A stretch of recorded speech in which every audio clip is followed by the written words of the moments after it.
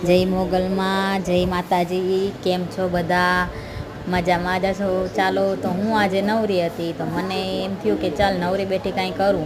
તો મને આવ્યા હતા 2 બ્લાઉઝ સીવવાના. તો મેં નવરી હતી તો મને એમ થયું કે લાવ બ્લાઉઝ સીવું. તો હું બ્લાઉઝ સીવવા લાગી અને એક બ્લાઉઝ સીવીને કમ્પ્લીટ થઈ ગયું. એમાં ફિટિંગ બાકી છે.